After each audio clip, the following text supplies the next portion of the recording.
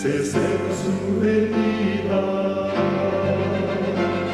se oyen ya los pasos del rey que se aproxima, hasta de aún nos queda denunciar al pueblo gente que Jesús está volviendo.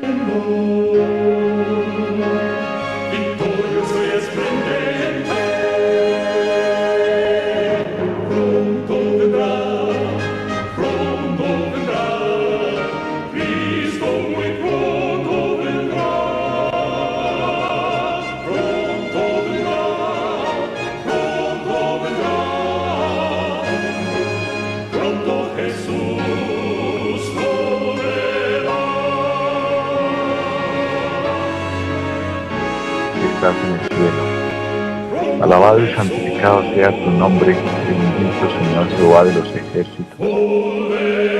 Desde aquí, del aposento que tú nos has dado, desde este sitio de oración, hasta tu santísimo trono de gracia, elevamos nuestra plegaria de agradecimiento y súplica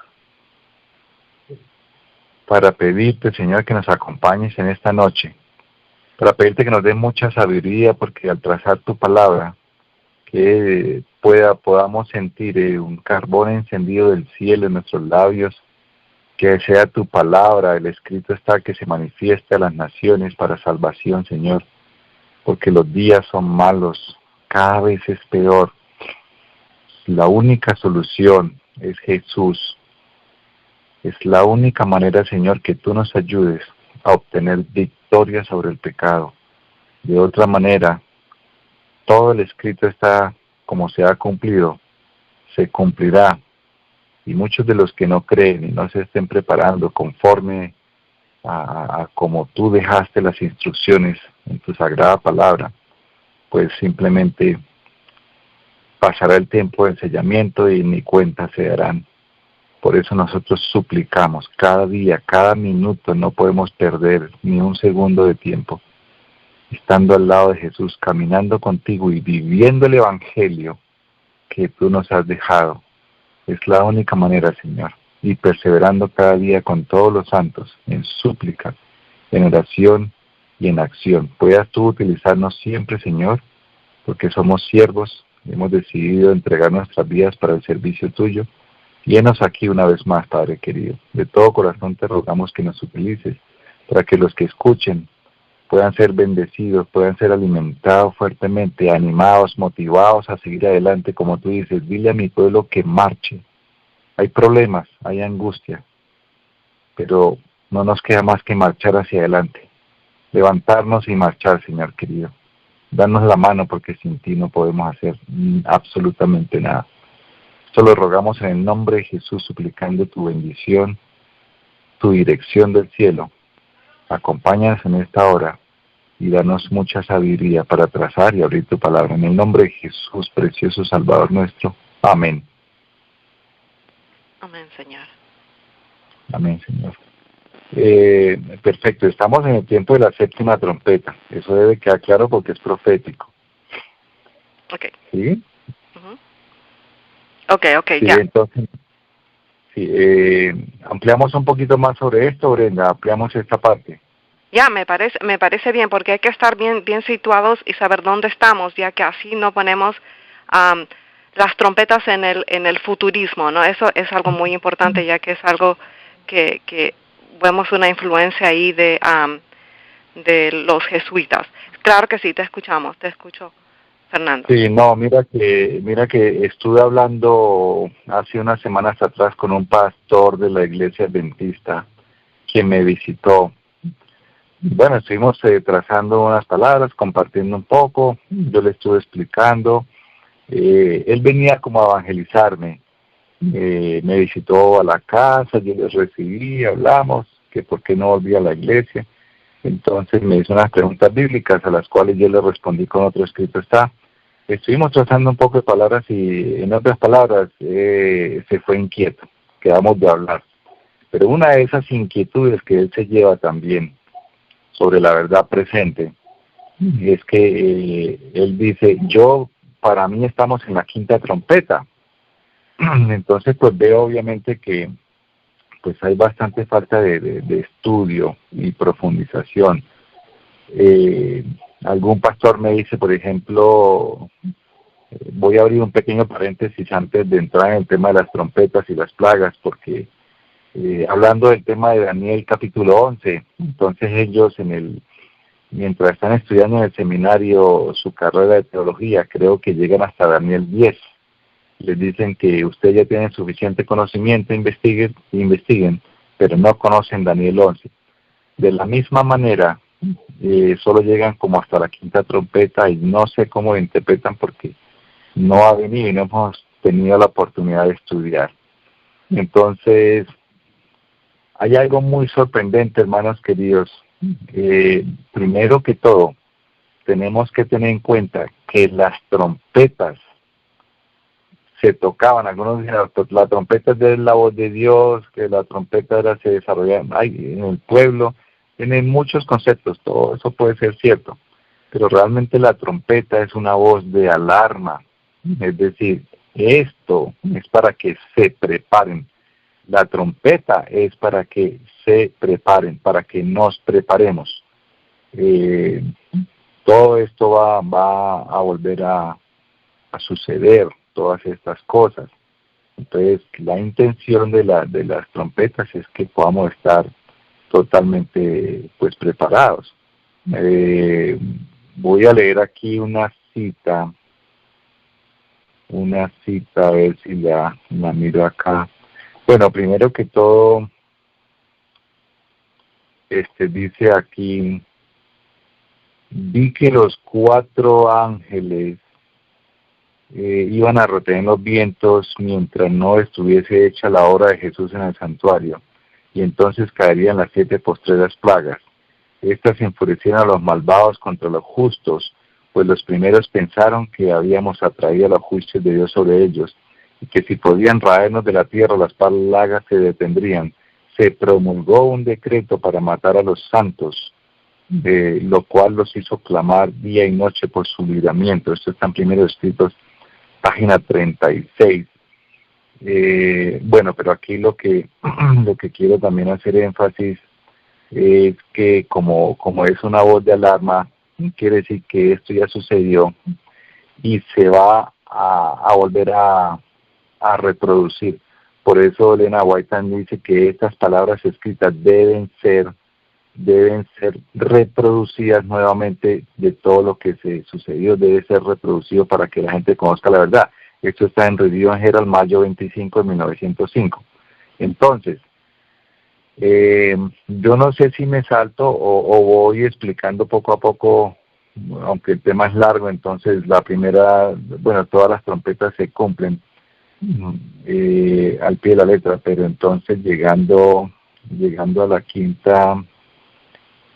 quinta trompeta, voy a abrir un texto acá, en la quinta trompeta, donde es el punto que todos no les ha quedado muy clarito, pero bueno, en la cuarta trompeta obviamente todos sabemos que se cumple en la toma a Roma por los turcos, por los musulmanes en el año 476 antecitos. Pero avanzando un poco, porque eso ya los conocen muchos, avanzando hacia la quinta trompeta, hay una profecía, pues que es de los, dice en Apocalipsis capítulo 9, el registro está en el versículo del 1 al 12, en donde habla de los 5 meses, de los 150 años. Entonces, según Josías Lich, el punto de partida que tenemos que tener en cuenta es 1299. Y esos 5 meses proféticos que habla Apocalipsis capítulo 9, pues sumamos 250 años y nos da hacia 1449. 449 es una fecha importantísima en la historia para poder conocer la siguiente profecía. Porque aquí cesa el ataque a Bizancio. Aquí para el ataque, y entonces bueno, ahí es donde empieza el primer ay, pero yo me muevo un poquito en la quinta trompeta hacia la sexta trompeta, que es la clave para demostrar lo siguiente. En la sexta, al fin de la sexta trompeta, Cristo se prepara para entrar en el lugar santísimo. Entonces no podríamos estar en la quinta trompeta. Eso es lo que quiero aquí demostrar con la Biblia y el Espíritu de Profecía a continuación.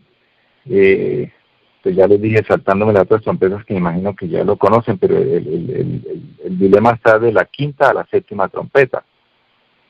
El fin de la sexta trompeta, en el fin, Cristo se prepara para entrar al lugar santísimo. Entonces imagínense, si apenas está en la sexta y no ha entrado al lugar santísimo, y lo que mencionaba Brenda, ya está en el lugar santísimo, que es clave para todo adventista. Aquí leemos la profecía donde dice que se prepararía para la hora, día, mes y año. Es clave entender esto. La hora, día, mes y año nos da 391 años y 15 días. Es decir, si nos paramos ahí en Apocalipsis 9, que todos conocemos la profecía, dice que se iba a preparar. Voy a leer aquí el versículo de Apocalipsis 9 para que entendamos bien.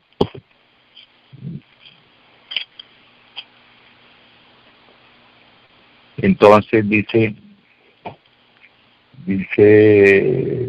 Apocalipsis 9, dice lo siguiente, diciendo el sexto ángel, el sexto ángel toca la trompeta y una voz de entre los cuatro cuernos del altar, diciendo el sexto ángel que tenía la trompeta, desata a los cuatro ángeles que están atados junto al gran río Éufrates. Ahora vamos a mirar en el Espíritu de Profecía que el Señor está deteniendo los cuatro ángeles hasta que no cese la obra en el lugar santísimo. Y luego dice el versículo 15, Apocalipsis 9:15, y fueron desatados los cuatro ángeles que estaban preparados para la hora, día, mes y año, a fin de matar a la tercera parte de los hombres. Bueno, esto es interesantísimo porque aquí este solo versículo 15 se desenreda una gran profecía. Aquí nos está diciendo una persecución que va a haber en el tiempo de angustia, de la cual habla nuestra hermana Elena Aguay en el libro de Eventos de los Últimos Días. Pero es importantísimo entender qué quiere decir esta profecía de día, hora, día, mes y año. Entonces, si nosotros tenemos en cuenta la trompeta anterior en la historia, fíjense que aquí juega un papel muy importante todos los turcos, los musulmanes. Hay que conocer la historia y de lo contrario no se pueden conocer las trompetas. Les dije que el 27 de julio de 1449, allí para el ataque a Bizancio y se hace un pacto, ¿sí? Por eso ahí dice que el rey otomano, bueno, el rey otomán se posesiona desde el 99, desde 1299, perdón. Y entonces, si yo llevo esta fecha que es clave, 1449, y le sumo la profecía del versículo 15 que acabo de leer, me lleva, 1449, la fecha clave, más 391 de la profecía, me lleva a 1840. Si muchos han estudiado esta profecía, sabe que en 1840 se sucede la caída del Imperio Otomano, que es predicha por, ya saben quién, por Josías Lich. Y esto, señora. No, estoy escuchando solamente cuando tú dices, cuando está hablando de la quinta trompeta y dice, y el quinto ángel tocó la trompeta y vi una estrella que cayó del cielo en la tierra y fue daba la llave del pozo del abismo. Y a mí me pareció muy interesante, cuando dice el pozo del abismo se está refiriendo a los árabes, como la doctrina de Mahoma, ¿no? Puede salir de ese oscuro país y propagar sus seductoras doctrinas. Y eso fue algo que, bueno, que hoy mismo también lo podemos ver, ¿no? El poder que ellos tienen los islámicos, ¿no? Sí, exacto. Sí, acordémonos que, por ejemplo, ahí dice que langostas se refieren a caballos. son los del medio, el medio fuerte de transporte es el hábitat del Medio Oriente hasta África. Entonces por eso las langostas son los caballos, y son los caballos árabes, y son los territorios conquistados por el Islam. Son los mismos territorios donde habitan las langostas, literalmente hay mucha langosta allí. Y voy a mirar voy a ir al libro de Jueces al capítulo 6, si vamos, me acompañan. Dice,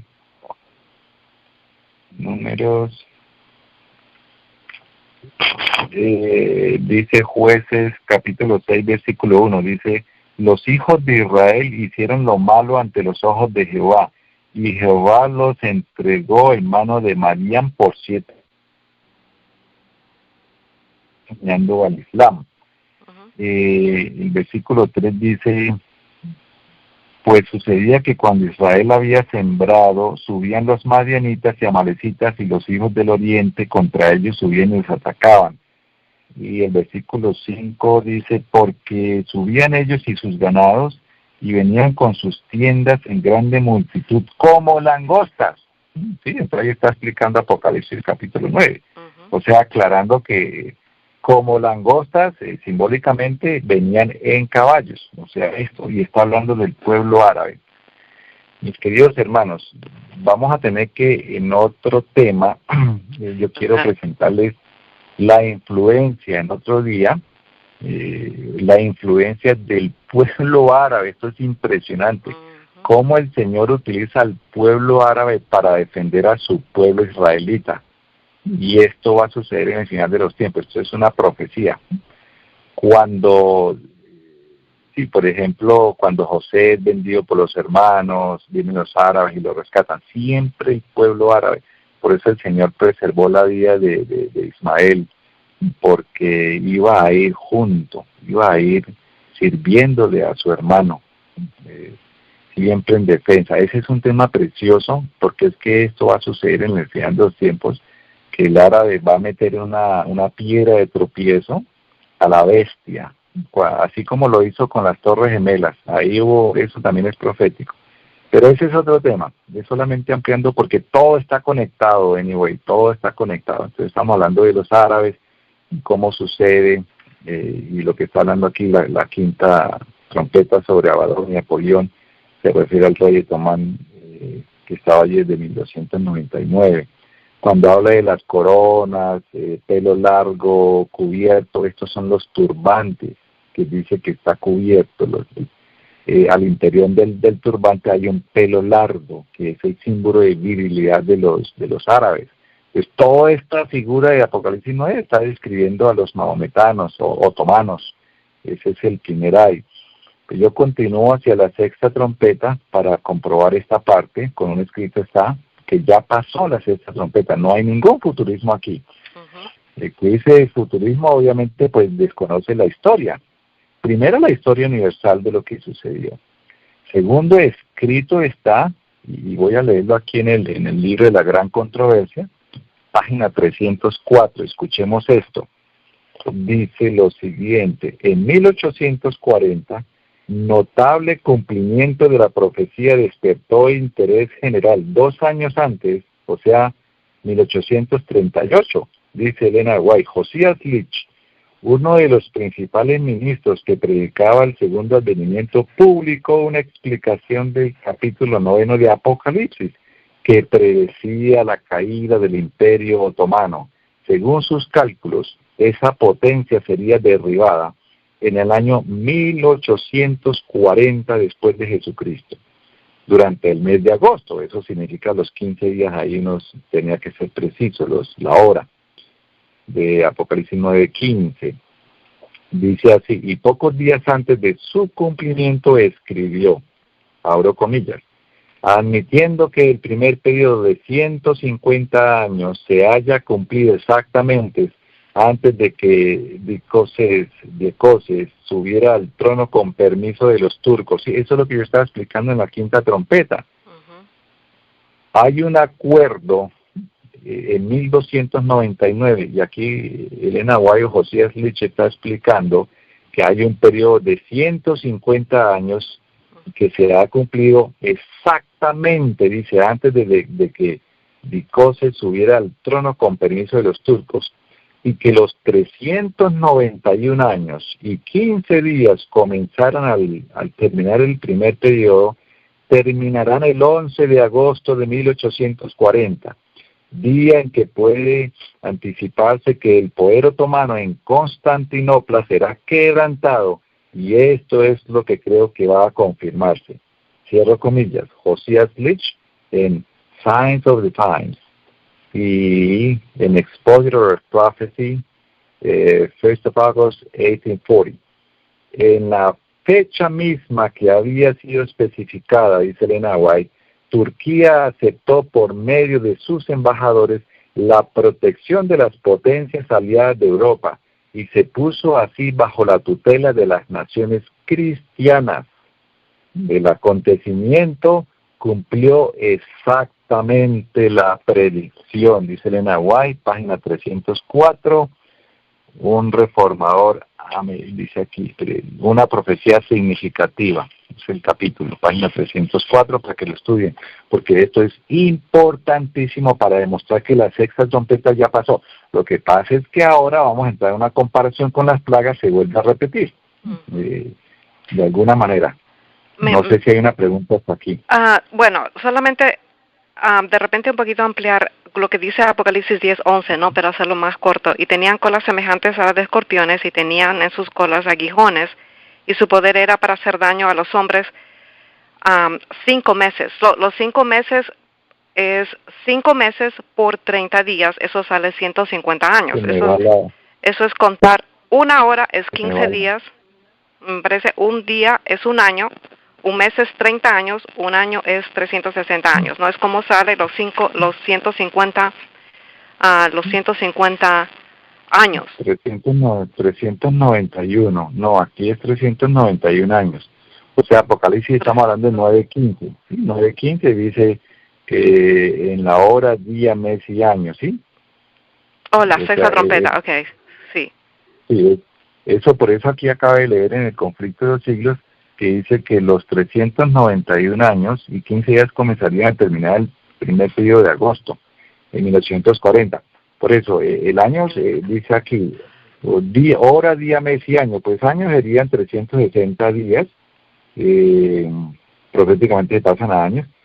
Dice el mes, es 30, el mes tiene 30 días, un día, pues un día, número 1, y la hora, dividido 360 entre 24, que tiene un día y una hora, y me da 15. Ese proféticamente se pasa a tiempo, entonces serían 360 más 30, 390 más 1, 391 años y 15 días sería la hora. Eso es lo que habla aquí el conflicto de los siglos. Ese es el tiempo que hay que sumarle a 1449, que es la profecía que traemos de atrás del año 1299 a lo que está explicando el conflicto de los siglos, que los 150 años o 5 meses proféticos habrían de sumarse al año donde se inicia el reinado de Otomán, del rey otomano. Ahí es clave conocer el imperio otomano, cuándo inicia el rey otomano. Todas estas figuras que están hablando de las langostas y por ejemplo, dice aquí... Eso termina el 27 de julio de 1449, la termina la quinta trompeta, sí, con el ay falso de la doctrina del maometismo. So, prácticamente lo que tú estás diciendo, 391 años y 15 días. Sí, estamos... Sí, exactamente. El 11 de agosto de 1840. Sí, exactamente, sí, es para confirmar. Pero sí, obviamente hay otras figuras que saltan ahí, pero es la descripción, es para describir el pueblo árabe. Todo esto está hablando desde el pueblo árabe, las figuras como como aguijones de alacrán. Voy a leer aquí. Sí. No sé si era la parte de Apocalipsis que me estaba diciendo, le voy a ir hasta atrás. Pero todo lo que está haciendo aquí es describiendo, obviamente, el pueblo árabe. Esto es precioso, como que Una historia, mira sí. aquí Apocalipsis. Hay una donde dice Apocalipsis 9:7, el caballo árabe va Yo a la estaba delantera en leyendo todo el mundo. Apocalipsis capítulo 9 porque es importante. Mire, nosotros conociendo la historia, la descripción, así como, voy a hacer un paréntesis, así como la historia de Daniel 11 habla de Alejandro Magno, sin mencionar el nombre, simplemente lo describe. La Biblia describe todos los patrones de los pueblos. Por ejemplo, decía yo que en Apocalipsis 9:7 dice, el aspecto de las langostas era semejante a caballos preparados. Ahí está diciendo, porque habla de langostas para la guerra. En las cabezas tenían como coronas de oro, sus caras eran como caras humanas. Entonces ahí las coronas de oro pues se refiere a los turbantes. Dicen, tenía cabello como cabello de mujer, sus dientes eran como el cabello de mujer. Pues obviamente cuando ellos se quitan el turbante, la corona que dice aquí, pues su cabello cae, porque para el árabe el cabello largo es símbolo de virilidad, decía. Y luego seguimos leyendo aquí, dice, tenían colas como escorpiones, son conocidos por su violencia. Pero por ejemplo en el versículo 17 dice, así vi en visión los caballos y a sus jinetes, los cuales tenían corazas de fuego, de zafiro y de azufre, y las cabezas de los caballos eran como cabezas de leones, y de su boca salían fuego, humo y azufre. Obviamente de los caballos no sale, de la boca de los caballos no sale fuego. Simplemente esto que está diciendo aquí de fuego, zafiro y azufre es si vemos en la historia, es el uniforme de los árabes. Ellos pues mantienen, y es simbólico, el zafiro, todo el color, el azufre, porque es que las armas que ellos tenían, unas armas de pólvora que eran también alimentadas con azufre y pólvora, porque al dispararlas entonces daba presión, y la pólvora que salía de sus armas, de sus rifles, pues se fundían con el caballo y pareciera que el caballo estuviera, como dice Isaac, saliendo fuego de la boca, pero era por las armas con el azufre que salía fuego. Entonces, bueno, eso es una descripción, pues obviamente, que nos da la historia al leer la descripción del pueblo árabe y la guerra, los musulmanes, y bueno, aquí dice que terminó el primer ay, y viene el segundo ay, que es en la sexta trompeta. Entonces, ahora, bueno, esto nos lleva hacia 1840. Eso nos lleva hacia 1840, ¿verdad?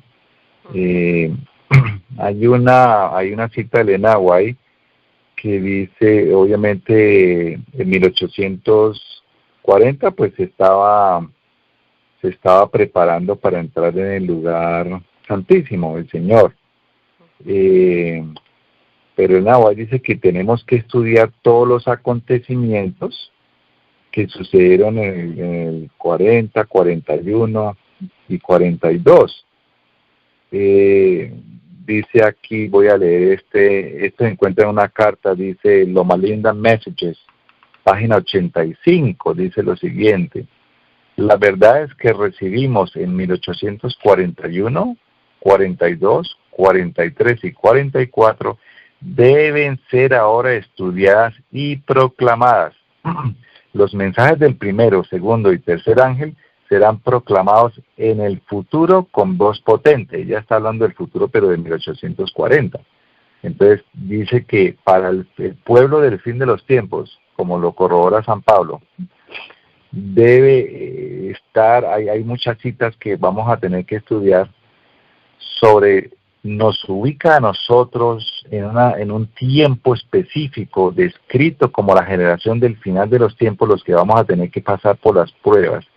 Y estas trompetas que nosotros conocimos, como se van a volver a repetir a través de las plagas, por eso la similitud con las plagas, es importantísimo, hermanos, que estemos nosotros bien apercibidos y sepamos cuál es el plan del enemigo para destruirnos, para destruir, pero solamente va atrás de un pueblo. no va ni siquiera tras de la Iglesia Adventista Mundial, sino aquí dice, voy a permitirme leer una cita que dice el gran engañador: nuestra principal preocupación consiste en silenciar a esa secta guardadora del sábado. Dispondremos finalmente de una ley para exterminar a todos los que no se sujeten a nuestra autoridad. Qué profecía tan tremenda, está en Testimonios para los Ministros, página 472 y 473. Es un resumen. Entonces esto es muy claro, hermano. O sea, el propósito, aquí sigue diciendo, es el propósito de Satanás hacer que sean extirpados de la tierra, a fin de que nadie pueda disputar su supremacía en el mundo. En esto es que consiste el New World Order, el nuevo orden mundial, porque tiene un capitán. Pues ya ahí está en Apocalipsis capítulo 16, ¿quién es? El que va a estar pues siendo manipulado por Satanás. Entonces por eso tiene que haber una persona y tiene que ser precisamente un jesuita, porque son los que han venido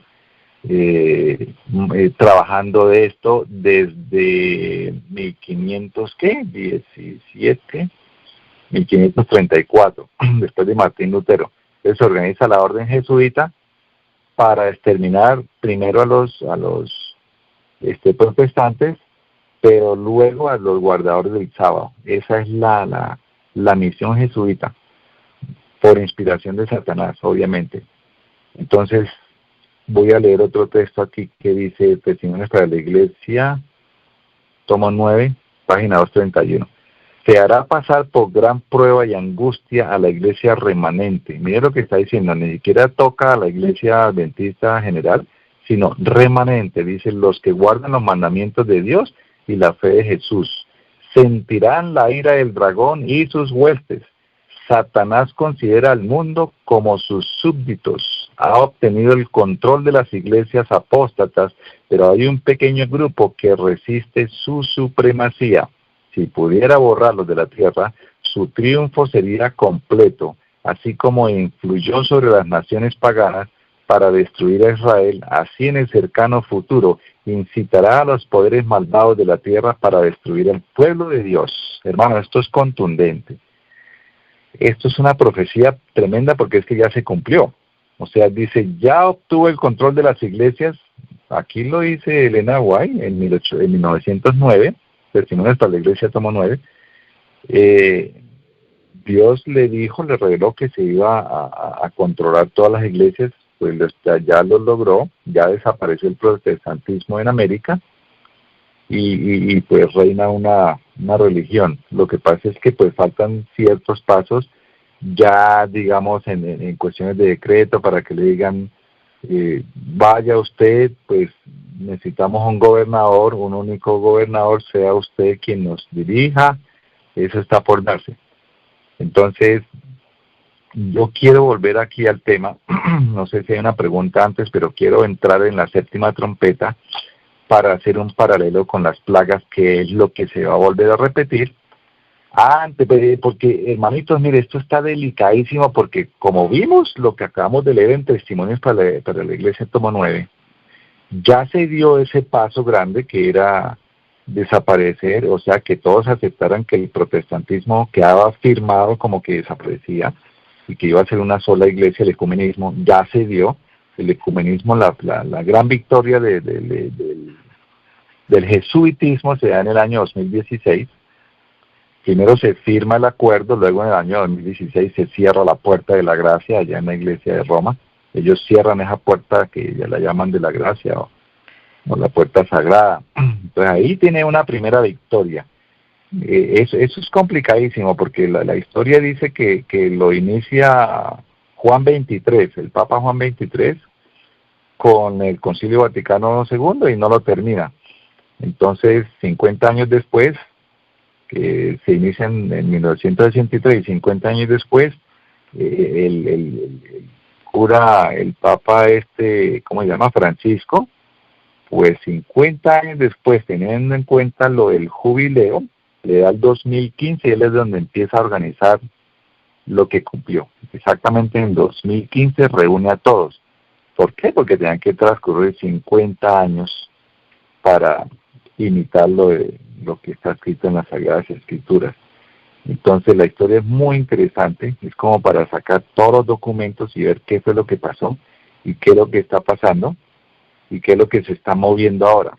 Como ese paso ya se cumplió, entonces como estamos en la séptima trompeta, mire, voy a leer la séptima trompeta, dice aquí, señora. No sé si podemos hacer, antes de que leas eso, que está bien interesante, lo de las trompetas, simplemente para volver un poquito atrás, cómo empezó esto del futurismo, no, ya que estábamos hablando hace 2 minutos de esto. Y durante la apostasía de la Iglesia se apartó dicha forma de interpretación para aceptar nuevas corrientes. Estas vinieron principalmente de Orígenes, Eusebio y Agustín, quienes expusieron lo siguiente. Son las personas que están poniendo las trompetas al futuro están prácticamente abarcando eso, y les voy a decir para que pongan atención. Las profecías comenzaron a ser consideradas como alegorías o verdades espirituales debido a la influencia de Orígenes, uno de estos hombres. El ilustre teólogo y filósofo de Alejandría, ciertamente en este tiempo, toda la escritura fue sometida a este mismo proceso de interpretación en forma espiritualista, alegórico y místico. Eso es Orígenes. La resurrección también fue espiritualizada por Orígenes al convertirla en una serie de reencarnaciones. Esos son lo que ellos creen. El reino de Dios fue considerado como material y terrenal por Eusebio. Él es como está considerando esto. Después el obispo historiador eclesiástico, después de su supuesta conversión de Constantino el Grande y de su consecuente reconocimiento y protección de la Iglesia cristiana, a la cual enriqueció materialmente. Ahora dice, las desviaciones de Orígenes y Eusebio, se añadió un tercer concepto revolucionario popularizado por Agustín, 354 y 430. Dice, Agustín sostenía que la primera resurrección era espiritual, o sea, que las almas muertas resucitaban a vida espiritual, y afirmaba que el reino de Dios era otra cosa que la Iglesia católica, la piedra, y la piedra sería Cristo. Entonces, y eso está hablando de la piedra de que cae a los pies, ¿no? De la estatua de Nabucodonosor. Más que todo es el proceso de convertirse a este monto destinado a llenar toda la tierra, que el diablo ya estaba atado y la humanidad ya vivía en el periodo de los 1000 años de Apocalipsis. Esto se convirtió en una creencia de la iglesia predominante de la Edad Media. Estos falsos conceptos derivados a la tendencia de la alegación casi exigieron durante los siglos de la luz de la verdad, de la verdadera interpretación. Esto es más que todo, y después sale Francisco Rivera y Luis de Alcázar, jesuitas españoles en el siglo XV. Se levantaron para hacer frente al desafío formulado, interpretaciones aparentemente razonables, aunque contrarias a la Reforma. Rivera sostenía que el anticristo era un individuo, aún por aparecer, un gobernante impío de Jerusalén que ejecutaría sus designios al fin de los siglos de los 3 años y medio. Esto contaba en un pleno apoyo del gran polemista católico y cardenal Roberto Belamario. Esta interpretación que coloca al anticristo en el futuro recibe una justicia el nombre de futurista. Eso es lo que están tratando de hacer poniendo las trompetas al futuro, ¿verdad? Esa es la interpretación que le dan poniendo al anticristo al futuro, ¿verdad? Sí, querida hermana y queridos hermanos, estas filosofías de preterismo y futurismo, obviamente no solamente es para tumbarlo el historicismo, es que como dice, como acaba de leer ahorita, que Elena White dice que la historia es necesario contarla para poder entender lo que se avecina. Entonces ellos quieren echar por tierra, Luis de Alcázar del siglo XV y Francisco Rivera, pues con el preterismo, que el preterismo pues ya pasó y no se va a volver a repetir. O sea, eso es para tumbar la profecía, o sea, la profecía no existe.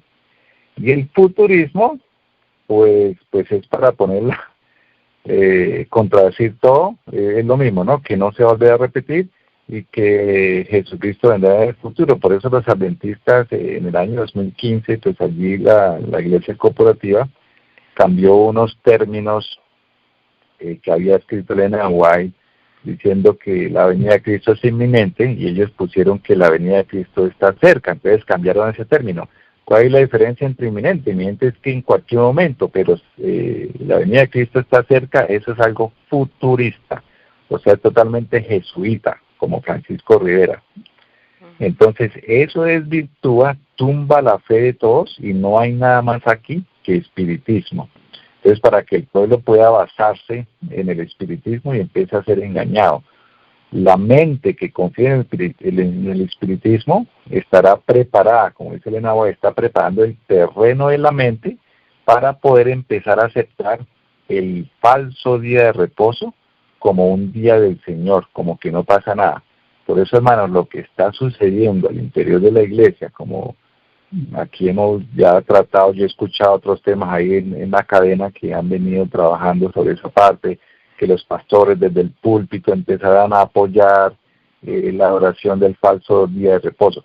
Lo que pasa es que no es que la vayan a apoyar amplia y abiertamente, porque entonces se quedarían sin piso de quien les creyera, sino que ellos dicen que el sábado es el séptimo día del Señor, pero es el séptimo día de guardar, día de adoración, pero que el domingo será el día del Señor y de la familia, lo cual ya lo están promoviendo así, y manejarán los 2 días.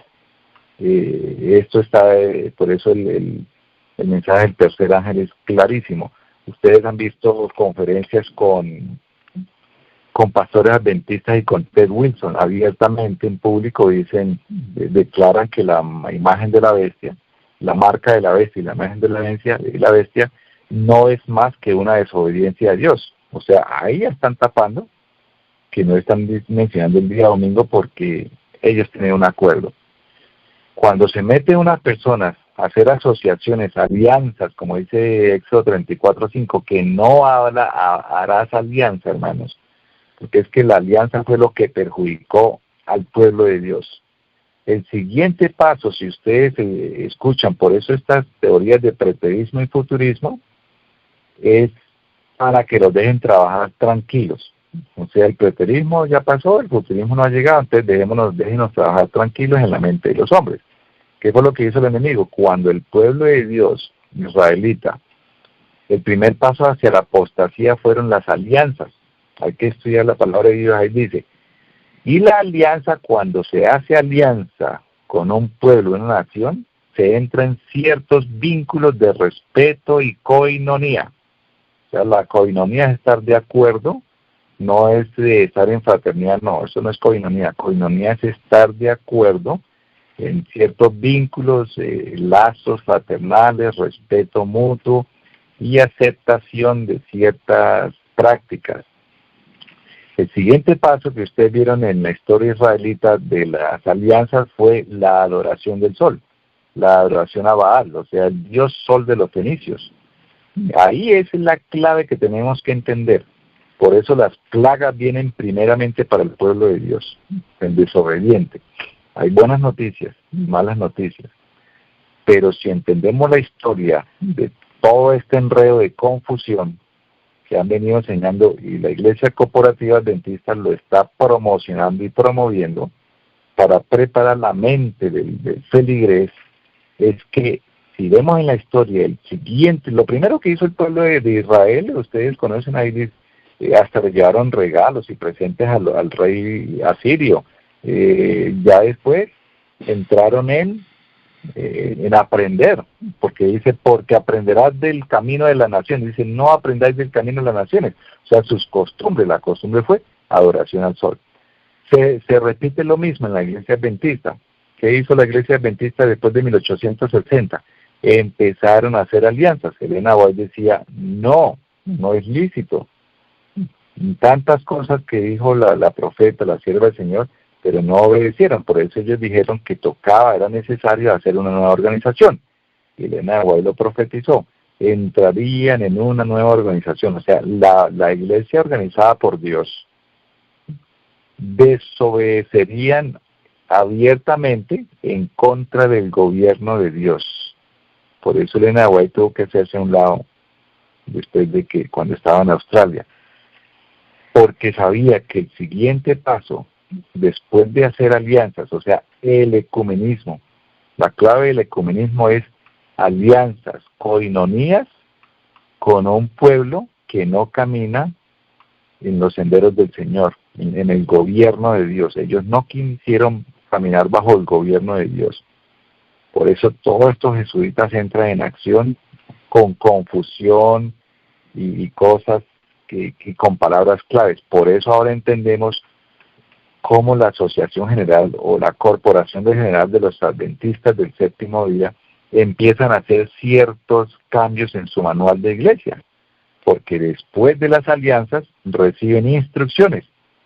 Vamos a tener un mismo sentir, dicen ellos, porque la idea es buscar el amor de Dios. Entonces ya no se llame más bestia la Iglesia Católica ni ramera, sino los hermanos católicos o los hermanos protestantes hasta hacen alianzas con los judíos y van y adoran en la sinagoga y se ponen la kipa encima de la cabeza, que eso significa oración del sol. Todo es eso, hermanos queridos, para entender lo clave que es. Después de la alianza viene la oración al sol. Antiguamente era la adoración al sol. ¿Cómo se llama hoy la oración al sol? El día domingo, la guarda del día domingo. Eso significa oración al sol. Es la oración al falso día de reposo, al falso sábado. Ese es todo el dilema, y por eso es lo que estamos leyendo aquí, que el pueblo remanente que guarda el día sábado es el que será perseguido porque está en desacato, no está atendiendo las instrucciones de una alianza que se firmó. O sea, ustedes y yo estamos rebeldes porque la Iglesia Adventista ya firmó una alianza. Y eso ahí dice, hermanos, si quieren leamos, voy a leer aquí 2 versículos bíblicos como por dar una prueba de que realmente la Biblia nos muestra que eso iba a suceder. Dice Proverbios capítulo 29, en el versículo 12. Dice, si un gobernante atiende la palabra mentirosa, todos sus servidores serán impíos. Porque uno le dice a una persona, miren, la iglesia, los líderes están actuando mal. Entonces le dicen a ustedes o a uno le dicen, esos son ellos. Usted no se preocupe por lo que hagan ellos. Usted siga en la iglesia y busca a Jesús. No, pero aquí la palabra dice que no puede ser alcahueta y no puede ser cómplice. Otras versiones dicen serán cómplices. Si un gobernante atiende la palabra, o sea, hace alianza, todos los que están atendiendo a ese club o a esa iglesia son igualmente culpables porque conocieron y no se apartaron. Eso está en Proverbios 29, 12. Y si yo leo el profeta Amós, que fue lo que sucedió, voy a leer Amós, capítulo 6, versículo 1, dice, ¡ay de los reposados en Sión! ¿Qué quiere decir esto, hermanos? ¿Qué es Sión? La ciudad de Dios, o sea, el pueblo de Dios está reposado, relajado, no está haciendo nada, está dormido porque está escuchando prédicas que arrullan a los bebés y los duermen.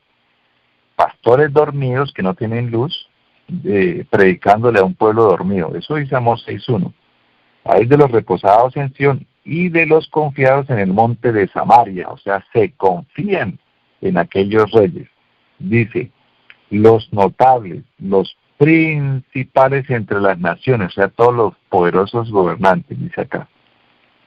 a los cuales acude la casa de Israel. Ay, ay, ay, ay, ay. Dice aquí que el pueblo de Dios está acudiendo a esos poderosos de las naciones. Ahí dice Amós 6:1.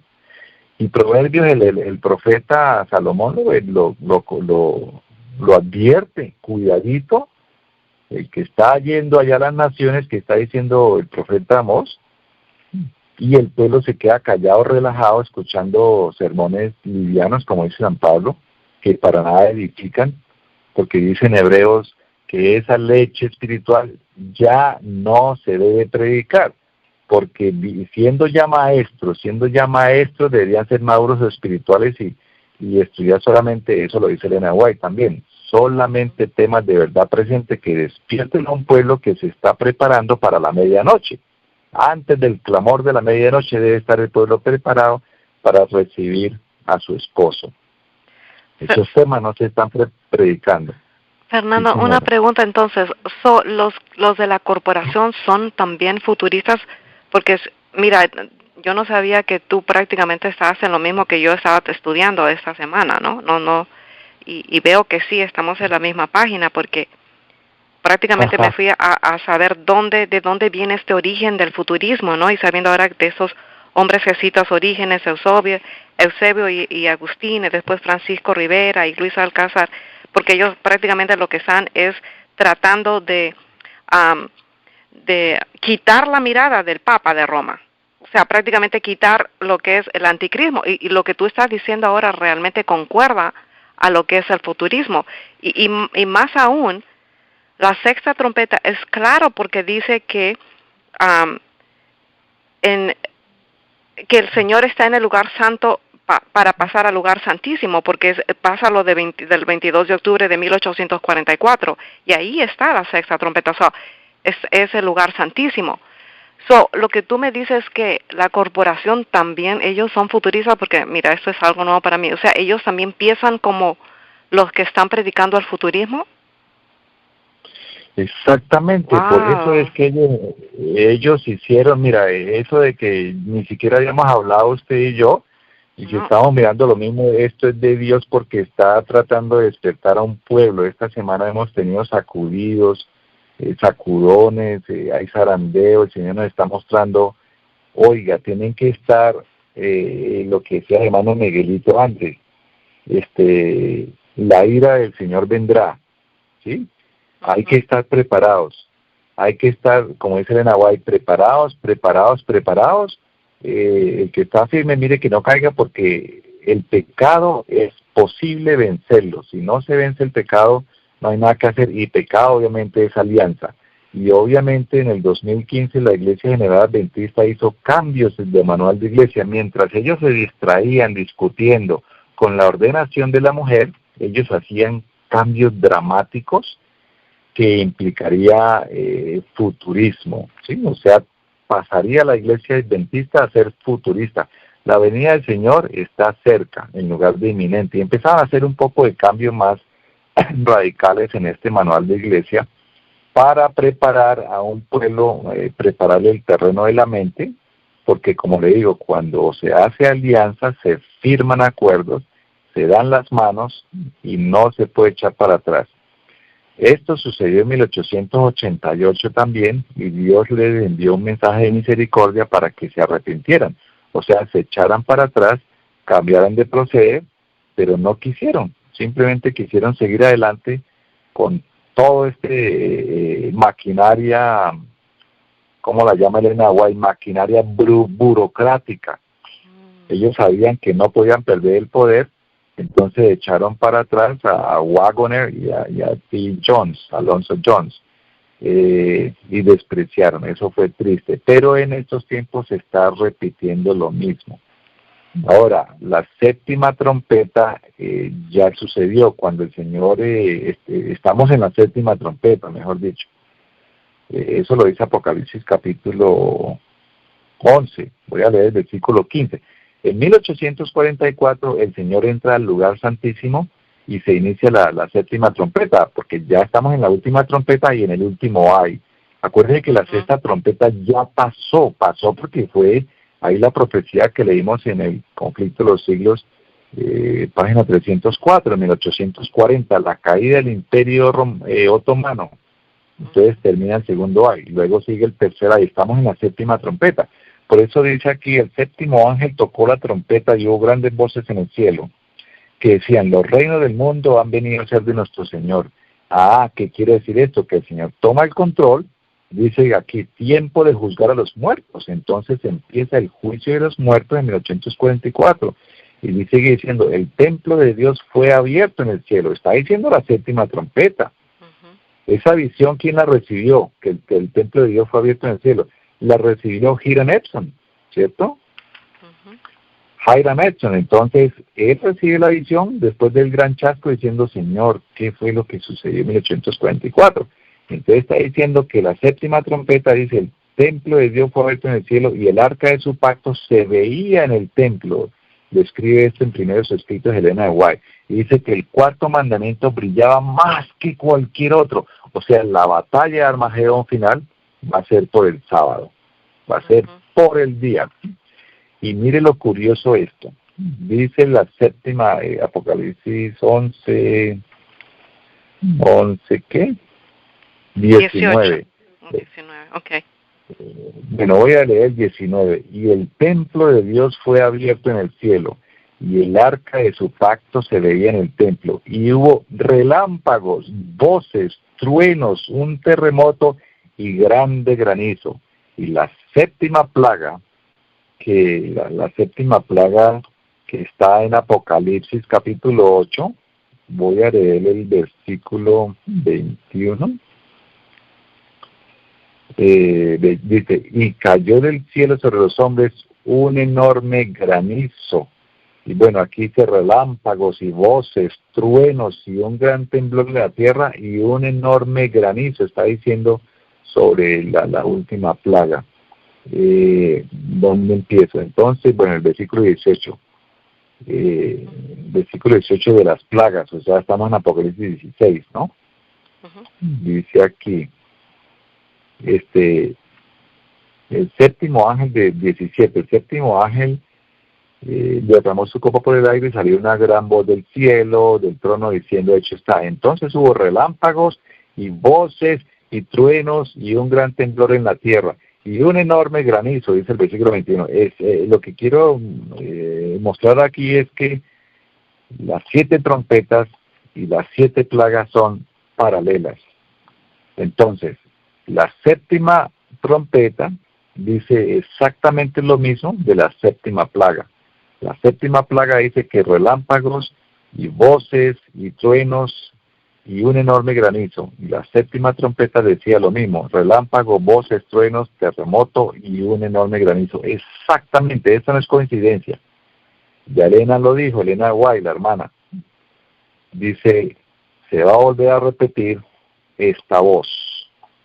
Dice que la verdad, por eso ella dice que estas verdades que recibimos ahora deben ser estudiadas con cuidado, lo que leímos anteriormente, porque este pasado será reproducido nuevamente. Eso yo Evangelio mayo 25 de 1905. Entonces, hermanos queridos, si ustedes analizan con mucho cuidado las 7 trompetas, ¿qué hay en la primera y segunda trompeta?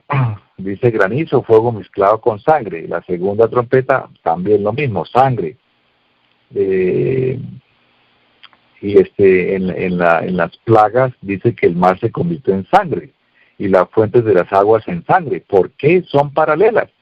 Y ahí mismo lo explica. La sangre, porque como ellos derramaron la sangre de los santos, ¿cierto? Entonces tienen que se les paga con lo mismo que ellos recibirán, de lo mismo que hicieron, de los mismos actos recibirán. Ahora, algo impresionante aquí en la cuarta plaga, es muy impresionante. La cuarta plaga tiene que ver con el... Sí. Mira, ¿por qué no, ¿por qué no estudiamos un poquito de lo de las plagas? Que yo creo, haciendo como un entre paréntesis, ¿no? De lo que estamos hablando ahora, porque yo creo que eso es también... eso es lo que yo había estado estudiando, la verdad, no había estudiado tanto lo de las trompetas, pero lo había chequeado un poquito porque me llamó la atención. Pero Sí, ¿por qué no empezamos cómo se vienen esos 4 ángeles en la presencia de Dios? Bueno, los ángeles de las copas, ¿no? O los 7 ángeles. Porque era Sí, más que el rompimiento de los mandamientos, ¿no? Y entonces ellos se presentan a la presencia de Dios. ah, el arca fue llamada el arca de testimonio, pues tenía las tablas del testimonio y los mandamientos de Dios. Los ángeles sí, de las plagas vinieron delante de los 10 mandamientos. Es la causa de transgredir estos principios eternos que las plagas caen sobre los que violan los mandamientos. O sea, si nosotros estamos rompiendo esos mandamientos, eso es como nos va a caer las plagas, ¿no? Ah, ¿Cuál es el significado de esta introducción de las plagas? Son el derramamiento de la divina ira, es la rebelión contra la ley de Dios que ocasionan esta retribución, y eso no es un capricho, no es una emoción, no es un enojo. Dios proveyó la expiación para que la quebrantada ley, los que rompen la ley, que todos pudieran escapar del terrible castigo de la ley. Entonces, dice, sin embargo, el final día de salvación, esto ya no está disponible. La ley ahora debe tomar su curso, o sea, las plagas, y todo el que haya diseñado la misericordia divina debe aceptar las consecuencias. No sé sí, si podemos hablar de lo de las plagas, que a mí eso me como sí. que me tocó, ¿no? Porque va a ser terrible, eso va a ser terrible, terrible, terrible.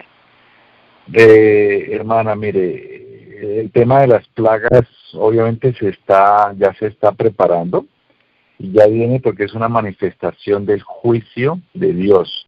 La ira de Dios viene.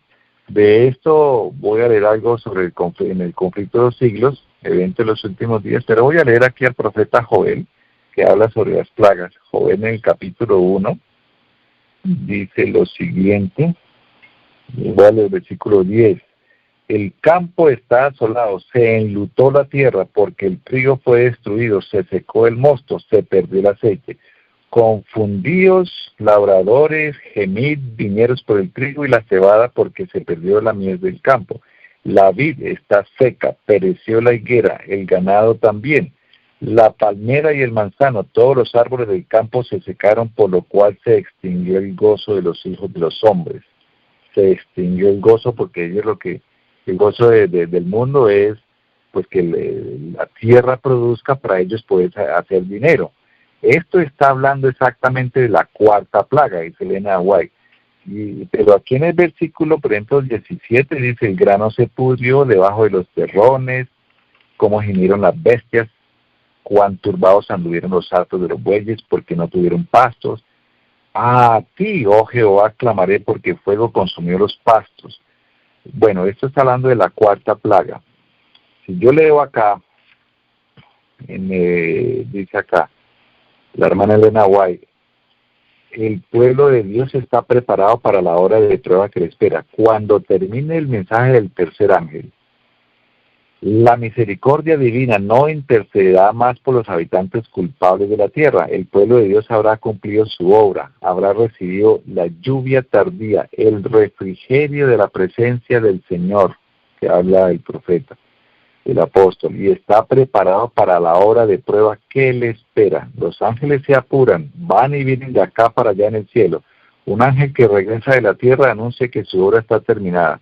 El mundo ha sido sometido a la prueba final, y todos los que han resultado fieles a los preceptos divinos han recibido el sello del Dios vivo. Entonces Jesús dejará de interceder en el santuario celestial. Cristo ha hecho propiciación por su pueblo y borrado sus pecados. El número de sus súbditos está completo. Aquí está hablando también lo que habla Apocalipsis y Zacarías, que todos sabemos cuántos son los que se van a salvar y cuántos se van a perder. Ahí ya se sabe el número. Por eso dice, el número de sus súbditos está completo. El reino y el señorío y la majestad de los reinos debajo de todo el cielo van a ser dados a los herederos de la salvación, y Jesús va a reinar como Rey de Reyes y Señor de Señores. Seguridad y paz en el conflicto de los siglos, página 671. Aquí está diciendo que las plagas se apresuran después del tiempo de angustia. Por eso aquí le dice dice aquí, el tiempo de angustia cual nunca fue después que hubo gente se iniciará pronto, y para entonces necesitaremos tener una experiencia que hoy por hoy no poseemos y que muchos no pueden lograr debido a su indolencia.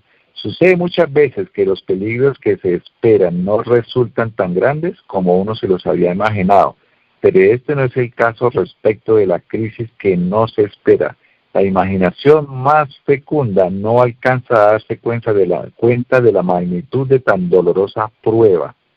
Cuando Jesús salga del lugar santísimo, su espíritu refrenador se retirará de los gobernantes del pueblo. Estos quedarán bajo el dominio de los ángeles malos.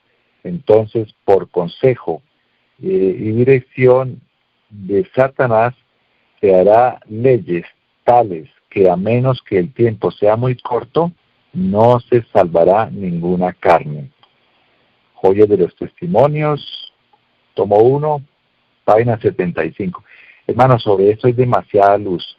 Aquí el engañador pues va tras el pueblo de Dios que guarda todos los 10 mandamientos. Es muy delicado porque el pueblo de Dios, por eso leí ahorita el profeta Amós, dice que está muy relajado y no sabe ni siquiera, es que los mandamientos son tan delicados que están violando casi todos los mandamientos. El primer mandamiento y el 10º mandamiento, digamos que ellos tienen. El primer mandamiento dice Lucas que debemos amar a Dios por encima de todas las cosas. Y eso no es posible, porque si uno habla con personas de la iglesia y va uno a querer estudiar profecía y dice, no, mejor mañana o algo porque tengo una cosa que hacer.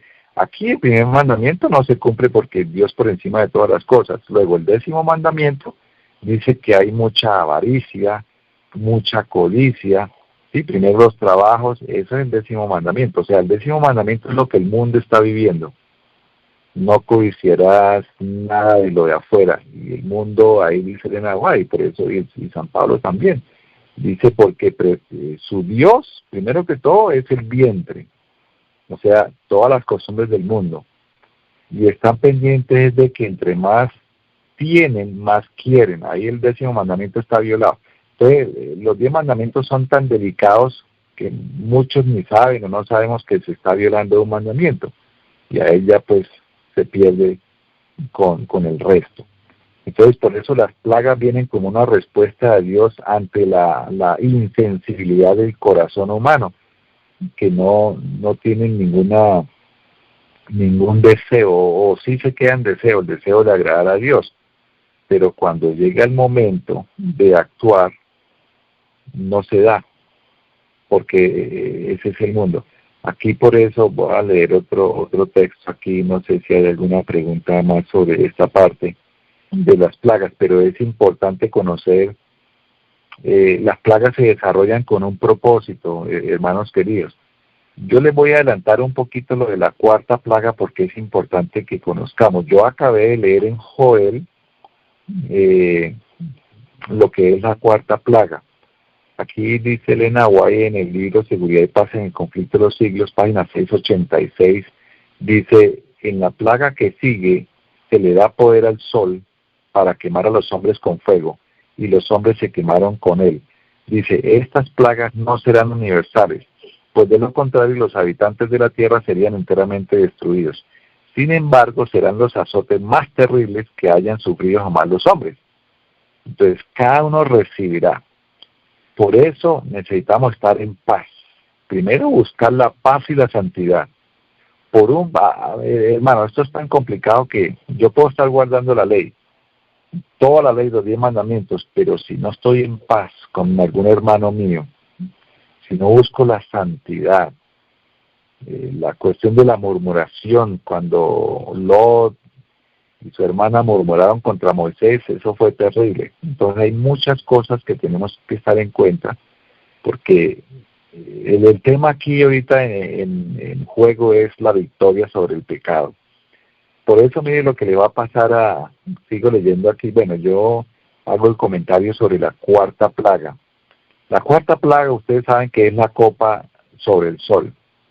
Dice que fue derramada para quemar a los hombres. Esa es la cuarta plaga. Y no es coincidencia que el cuarto mandamiento, exactamente, como violó el cuarto mandamiento, recibe la cuarta plaga. El cuarto mandamiento es el sábado y la cuarta plaga es el domingo. Pues no hay coincidencia. Como usted adoró el domingo, entonces tomará, así como la segunda y la tercera plaga. La segunda y la tercera plaga es la sangre. O sea, el mar y todas las aguas se convertirán en sangre. Eso quiere decir que habrá mucho sufrimiento, mucha muerte, por haber matado a todos los profetas y los santos del Señor. Eso simboliza la sangre. Pero ya ahora el cuarto mandamiento, que es la plaga del sol, como ustedes adoraron el sol, guardaban el día de domingo, recibirán de su propia medicina, de lo que querían. Guardaban el sol, pues tomen mucho sol y se van a quemar con el sol. Y ese es por haber violado el cuarto mandamiento, que es el sábado, recibirán su cuarta plaga. Y así sucesivamente. Viene la quinta plaga, que es un reino de tinieblas. Dice que cubrió las tinieblas y había muchos dolores y muchas úlceras. Entonces aquí también está con la cuarta trompeta, que también la cuarta trompeta tiene que ver con que el sol se oscurece, ya va a haber tinieblas así como hubo allá en Egipto. Todo se vuelve a repetir. O sea, aquí tenemos un antitipo y el tipo sería las plagas. Y lo mismo en la sexta trompeta. La sexta trompeta dice que los ángeles están junto al gran río Éufrates, preparado para esa profecía que ya la vimos.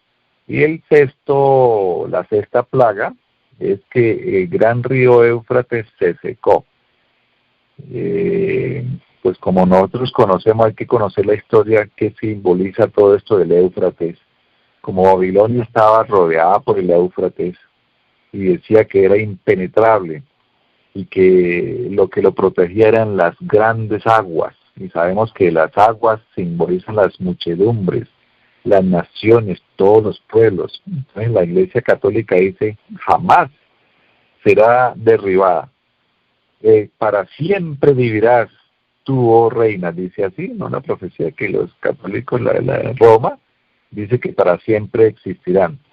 Pero Babilonia, entonces así como fue tomada Babilonia, por los medo-persas, de la misma manera va a ser destruida Babilonia, o sea, Roma papal, porque dice aquí la sexta plaga, el agua se secó. ¿Qué quiere decir? Que todos los pueblos van a abandonar a la bestia, a Roma. Es más, le van a despedazar, la van a despedazar. Esa es la gran plaga, que todo el pueblo va a ir en contra con ellos, ellos mismos lo van a despedazar. Hay algo aquí también que voy a leer, comentario bíblico adventista de lo que va a suceder. La Biblia nos muestra en Apocalipsis que se van a arremeter, los fieles van a arremeter contra la iglesia romana. Pero ¿qué va a suceder con los pastores adventistas? Mire lo que dice aquí, comentario bíblico adventista, tomo 4, 1178 de 1900. Los miembros de iglesia que han visto la luz y han sido convencidos de su culpabilidad, pero que han confiado la salvación de sus almas a los ministros, a sus pastores, aprenden en el día de Dios que ninguna otra alma puede pagar el rescate por sus transgresiones. Surgirá un terrible clamor: estoy perdido, eternamente perdido. Habrá quienes sentirán que serían capaces de despedazar a los ministros que han enseñado falsedades y han condenado la verdad. Eso es lo que está sucediendo con el espiritismo adventista. Toda esa gran confusión, engaño que habla Isaías, dice, vuestros líderes y vuestros pastores os engañan, los que os dirigen os están engañando. Y esto lo confirma Elena White, diciendo que como fueron, tergiversaron la verdad, se va a levantar este clamor del pueblo diciendo que van a despedazar a los ministros que han enseñado falsedades, condenando la verdad, y ahora por culpa de ellos están eternamente perdidos. Sigue diciendo, todos concuerdan para abrumar a los ministros con la más amarga condenación. Los pastores infieles profetizaron cosas lisonjeras, que ese pan suavecito que les dan. Indujeron a sus oyentes a menospreciar la ley de Dios y a perseguir a los que querían santificarla. Ese es el pueblo que ya leímos, que quieren mantenerse con una así dice Jehová y la ley de Dios, y por eso es que nos van a perseguir. Ahora, en su desesperación, estos maestros confiesan ante el mundo su obra de engaño. Las multitudes se llenan de furor. Estamos perdidos, exclaman, y vosotros sois causa de nuestra perdición. Y se vuelven contra los pastores, precisamente aquellos que más los admiraban y defendían en otros tiempos, pronunciarán contra ellos las más terribles maldiciones. Las manos mismas que los coronaron con laureles se levantarán para aniquilarlos. Las espadas que debían servir para destruir al pueblo de Dios se emplean ahora para matar a sus enemigos. Esto está en Seguridad y Paz, en el conflicto de los siglos, página 713 para que lean, y 714. Esto es impresionante, el desenlace. Por eso, mis hermanos, la buena noticia está en Isaías capítulo 26, que el Señor dice, pueblo mío, escóndete un momentito, ve allá mientras pasa la indignación.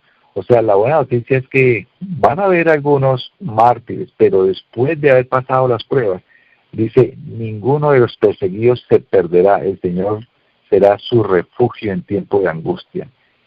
Amén, para la gloria de Dios. Voy a leer una parte última aquí y le doy la voz a la hermana Brenda. Lo que pasa es que me estaba comentando algo ahora. ¿Sí me está escuchando? Amén. Bueno, no estoy en silencio. Entonces dice aquí, Seguridad y Paz en el conflicto de los siglos, página 697, sobre el juicio, que estábamos comentando sobre la ley de Dios, que usted decía ahorita que aparecía ya. Entonces dice, entonces aparece en el cielo una mano que sostiene 2 tablas de piedra puestas una sobre otra. El profeta dice, denunciarán los cielos su justicia porque Dios es el juez. Salmo 56, está escrito ahí la profecía. Denunciarán los cielos su justicia. ¿Qué quiere decir eso? Denunciarán los cielos su justicia, es que escribe David. Pues aquí lo está explicando Elena White, que en el cielo aparece una mano que sostiene 2 tablas. Esta ley santa, justicia de Dios, que entre truenos y llamas fue proclamada desde el Sinaí como guía de la vida, se revela ahora a los hombres como norma del juicio, que habla Santiago, como si fueses a ser juzgados por la ley de la libertad. Dice, se revela como norma del juicio. La mano abre las tablas en las cuales se ven los preceptos del decálogo inscritos como con letras de fuego. Las palabras son tan distintas que todos pueden leerlas. La memoria se despierta, las tinieblas de la superstición y de la herejía desaparecen de todos los espíritus, y las 10 palabras de Dios, breves, inteligibles y llenas de autoridad, se presentan a la vista de todos los habitantes de la tierra. Ese va a ser la norma del juicio que va a utilizar Dios. O sea, para juzgar al hombre serán las tablas de la ley guardadas en el arca del pacto en el cielo. Entonces, mis hermanos, es muy complejo todo esto, pero es perfecta analogía, dice la hermana Elena White, perfecto como sucedió en las 7 trompetas. Estamos en la 7ª trompeta y falta, porque ya está en tiempo de juzgar a los muertos, dice ahí, está hasta en el juicio de los vivos, dice el templo de Dios fue abierto, ahora falta es los últimos, ya las plagas para que se acabe la 7ª trompeta y ya pues estaríamos prácticamente en el Armagedón. Entonces, mis queridos hermanos, este es todo las consecuencias que tienen que repetirse, porque el pueblo de Dios ha desechado la verdad. Por eso dice que las plagas no serán universales, porque es solamente para los que no creyeron. No solamente rechazaron la verdad, sino que rechazaron al mensajero. No solamente rechazaron el mensaje, sino también al mensajero, como sucedió en 1888. El gran pecado de la iglesia adventista. Por eso, mis hermanos queridos, la profecía nos muestra, y si quieren podemos seguir en otro día mirando esta parte, de que la iglesia corporativa, o como lo llaman, la corporación adventista general de los adventistas del séptimo día, hoy no es la iglesia de Dios ya más, ya no es el pueblo de Dios, dejó de ser pueblo de Dios. Desecharon demasiados mensajes de misericordia. El pueblo de Dios, como acabamos de leer aquí, solamente es un remanente que milita en la verdad y la justicia de Cristo, batallando con el pecado y rechazando totalmente toda impiedad de injusticia, de apostasía. Y podemos mirar bien en la historia cómo se separa, así como siempre se ha separado el pueblo de Dios. Siempre ha habido dos iglesias. Estoy hablando, no estoy hablando de la iglesia de Dios y la iglesia del mundo, la Roma, no, eso es otra cosa. Dentro del pueblo de Dios hay dos iglesias o dos tipos de adoradores. Ahí lo vemos en Caín y Abel, ahí es donde inicia. Caín y Abel, dos tipos de adoradores, dos iglesias de una misma iglesia. ¿Cuál es la iglesia? ¿Cuál era? La iglesia santa de Adán y Eva. Ahí se levanta la iglesia santa. Pero surgen dos iglesias. Siempre la historia nos va a mostrar lo mismo. Ahora si vamos a Isaac, pues, y todos, Abraham, Isaac, Jacob, siempre dos iglesias. Isaac, iglesia santa del Señor. Y se levantan dos iglesias, Esaú, que coge hacia la izquierda, y Jacob, que coge hacia la derecha. Esaú se va a un monte que se llama Seir, que significa moradas temporales, que habla Pablo en 2 Corintios capítulo 4.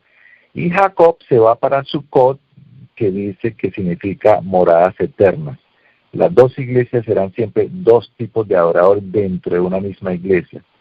Entonces Dios llama a la iglesia protestante, porque no digo la adventista todavía, pero la historia es interesante. Llama a la iglesia protestante que venía huyendo del dragón. Todas las iglesias protestantes en 1844, pero solo hasta 1860 le dice que se organicen y les revela el nombre, les da, los inspira, y entonces se llama Iglesia Adventista del Séptimo Día. Y eso ocurre en 1860, cuando ellos se organizan por voluntad de Dios. Pero dice Elena White que hubo unos, la mayoría no estuvo de acuerdo como siempre. ¿Quiénes se van a salvar? La minoría. ¿Quiénes se van a perder? La mayoría. Ahí dice, ¿cuántos se van a perder? Dice Apocalipsis, dice, las 2/3 partes se van a perder y 1/3 parte se salvará. Eso simboliza pues la minoría. Igual el pueblo de Dios cuando se divide. Siempre hay una minoría que simboliza al verdadero pueblo de Dios que camina en obediencia. La iglesia organizada por el Señor en 1860, que en 1863 dan un nombre oficial. Después de esto, así como Esaú, Jacob, Ismael, Samuel, todos estos, viene y se divide otra vez. Dice, no Señor, así no está bien. Pensamos que debemos hacerlo de esta manera. Y Elena White le dice, no vamos a tener sino un credo, ningún manual de iglesia. No vamos a tener un nuevo rey, porque entonces van a hacer lo mismo que el pueblo cuando pidió a Saúl. Pero el pueblo, dice ella, que no escuchó. Y aún así se levantan en una nueva organización con personería jurídica, todo lo de la ley, reglamento de ley, abominable al Señor. Y el misterio es que la iglesia sigue caminando dos pueblos dentro de una misma iglesia. Pero entonces el Señor empieza a dar luz, y al día que vamos, solamente la iglesia que vuelve a los tiempos de Éfeso, la iglesia pura del Evangelio, o sea, va a volver a los tiempos donde la iglesia es en las casas, los templos desaparecerán. No habrá templos, sino iglesia reunida en las casas como en los tiempos de Éfeso. Todos mis hermanos, tiene que volver al principio. La iglesia en las casas, la alimentación como la alimentación del Edén, Génesis 1:29. Esos dos instituciones que planteó el Señor en el inicio va a volver de nuevo. La iglesia será pura en las casas. La iglesia corporativa seguirá marchando, pero como ahí dice Elena White en la profecía, haciendo oraciones, ofreciendo sacrificios, pero el Señor ya no está con ellos. La iglesia adventista, hermanos, desaparece. Con un escrito está, yo lo demuestro en el libro que escribí, que se llama La Última Iglesia, la historia y la profecía, para que lo comparen con todas estas cosas. Desaparece la iglesia adventista y no da más, así como desaparece la iglesia apostólica y así como desapareció la iglesia del desierto o israelita, desaparece la iglesia adventista. Entonces, mis queridos hermanos, es marchando solamente en obediencia. Dice Elena White, solamente la fe y la obediencia nos mantendrán de pie, requisito indispensable para entrar al reino de los cielos, estar de pie con las vestiduras sin mancha, blancas y con todo pecado confesado. No hay oportunidad de entrar al reino de los cielos si no están todos y cada uno de los pecados confesados. Voy a leer la última cita, hermana, y le doy la voz. Dice aquí, hablando de Ezequiel 9, dice, Joyas de los Testimonios, tomo 2, página 65. Aquí vemos que la iglesia, el santuario del Señor, era la primera en sentir los golpes de la ira de Dios. Los ancianos, aquellos a quienes Dios había brindado gran luz, que se habían destacado como guardianes de los intereses espirituales del pueblo, habían traicionado su... ¿Señora? No, sorry, sigue. Dice, habían traicionado su cometido. Los falsos pastores vuelven ineficaz la palabra de Dios. Su obra pronto recaerá sobre ellos mismos. Entonces serán presenciadas las escenas descritas en Apocalipsis 18, cuando los juicios de Dios caerán sobre la Babilonia mística, o sea, las 7 plagas postreras. Esto hablando de Ezequiel capítulo 9. Y allá vemos los ancianos en Ezequiel capítulo 8, que estando en el templo de Dios, hermana querida, estando en el santuario de Dios, en el atrio, en el tabernáculo, dice, con sus espaldas vueltas y mirando hacia el sol, adorando el sol. Eso mismo está sucediendo hoy mismo.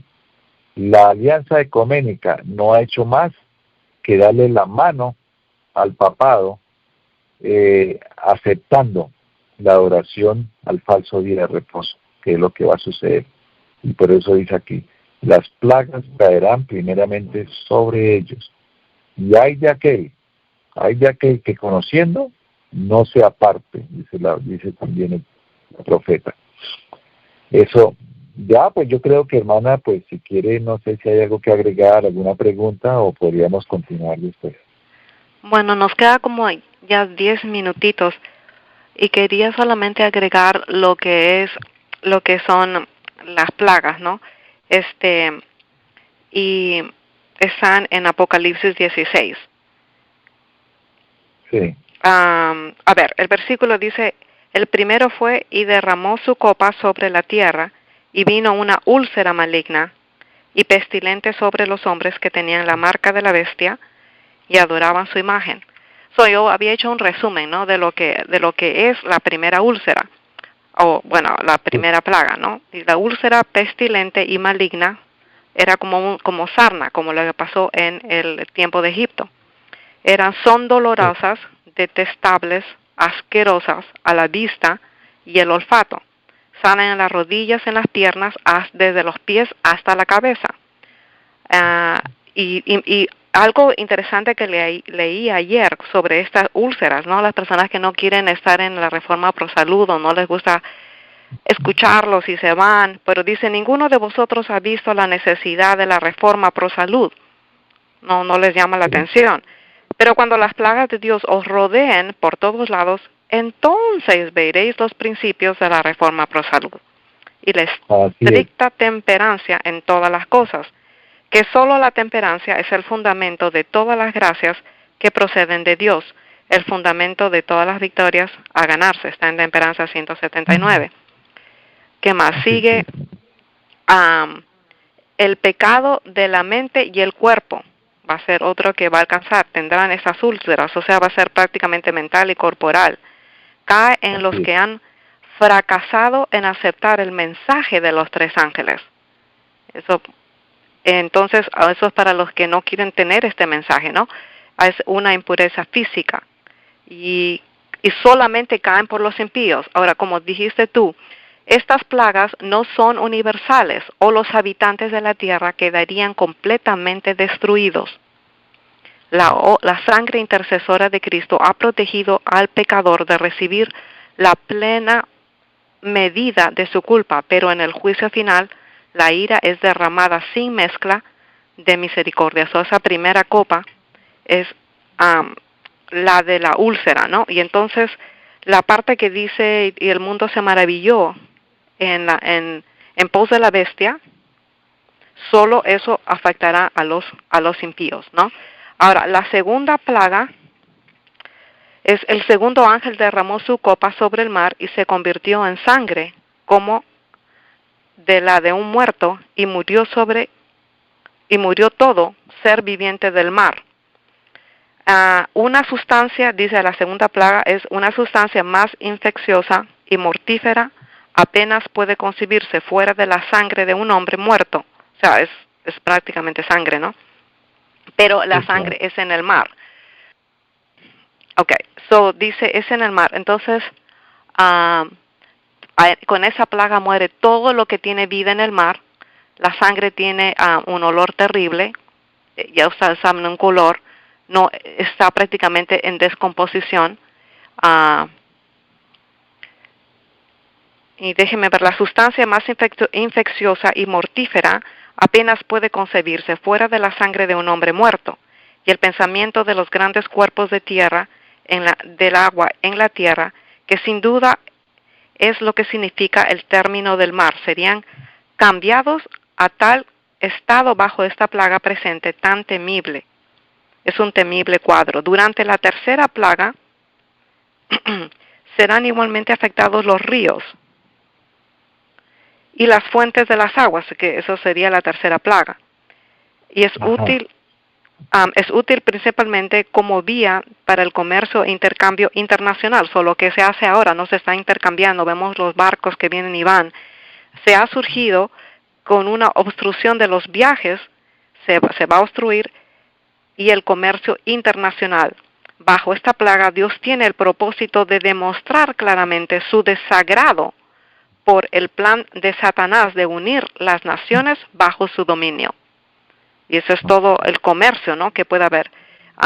Y eso es la sangre sin duda, en consistencia y olor y color, pero no necesariamente en su composición. Como de muerto significa no puede imaginarse nada más desagradable que la sangre coagulada de un muerto. Eso es lo que se va a ver en esa segunda plaga.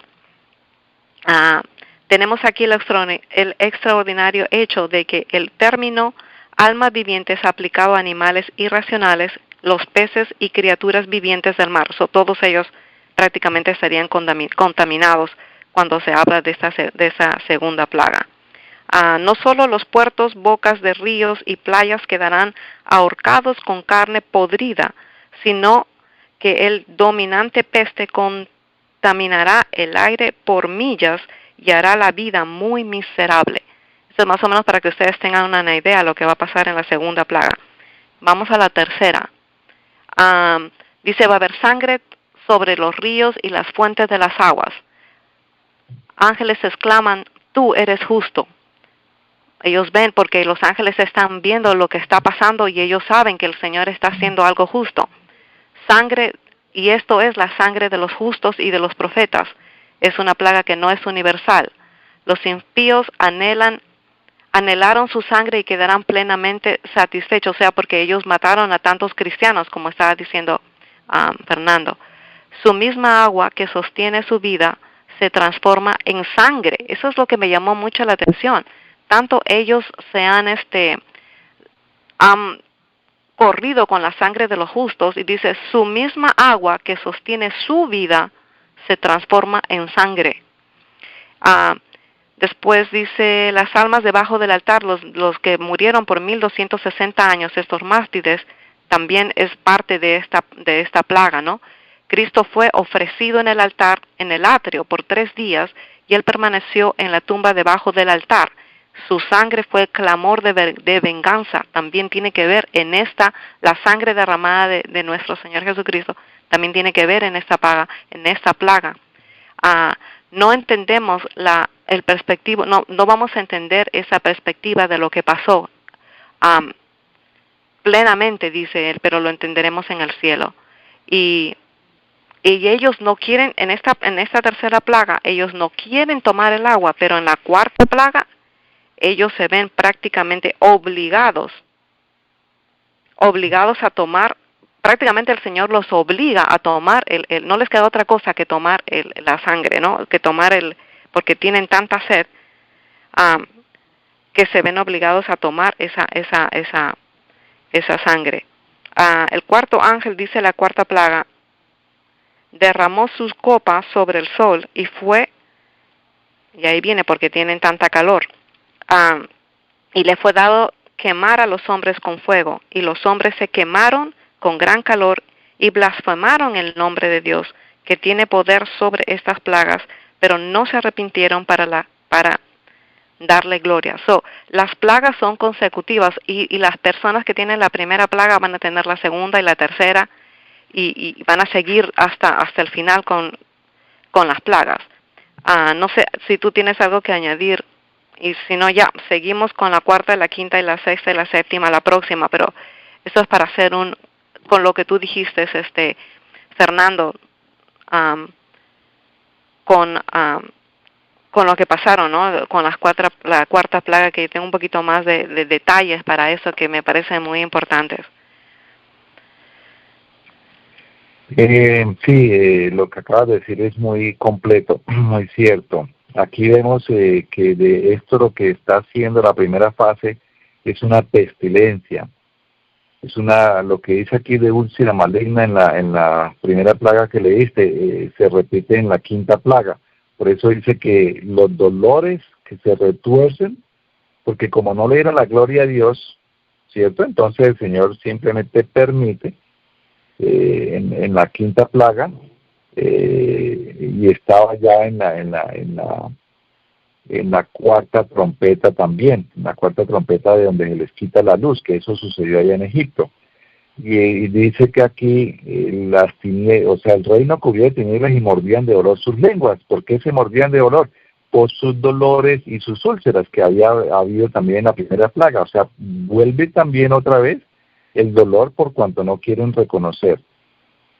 Pero aquí hay algo interesante que había dicho hermana Brenda sobre las úlceras malignas, o sea, mira, hay algo muy importante aquí, la reforma de la salud.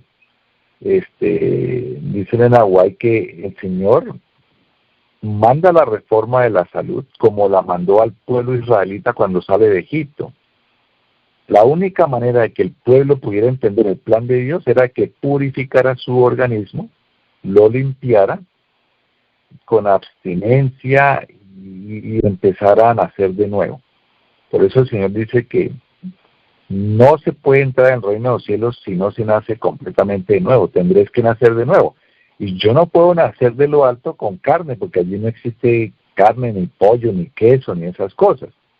Entonces, nacer de nuevo implica, y ahí lo dice San Pablo en 1 Tesalonicenses capítulo 5, versículo 23, y Elena White también dice lo mismo: no habrá santificación bíblica los que desprecian parte de la verdad. Y una parte de la verdad es el mensaje del tercer ángel, cuyo brazo derecho es la reforma de la salud. Es la única manera de poder entender la Biblia, de abrir el entendimiento, y este es un tema de salud también que podemos mirar el otro día, en la cuestión del hipotálamo, que es lo que tenemos ahí en el centro del cerebro. Está todo el control de mando del entendimiento, pero si este está opacado, si está obstruido o inundado por pues, mala alimentación y mantenimiento, no se puede comprender las cosas, no hay suficiente ácido valproico. Por eso aquí toda la Biblia, mis hermanos queridos, va a hablar de la reforma de la salud. No se puede despegar la alimentación de la espiritualidad, o sea, la alimentación física como la alimentación espiritual, ambos son el evangelio eterno que le dio el Señor a Adán y Eva, y el evangelio de la salud y el evangelio de la vida espiritual. Ambos, ninguno de los dos se puede separar. Entonces, la única manera de poder comprender todas estas cosas es como a través de lo que el Señor quiso hacer con su pueblo, limpiarlos de todo producto de origen animal, la única manera. Por eso aquí, para resistir estas plagas, obviamente cuando uno obedece al Señor, pues entra en una relación demasiado estrecha con el Señor, que simboliza el matrimonio.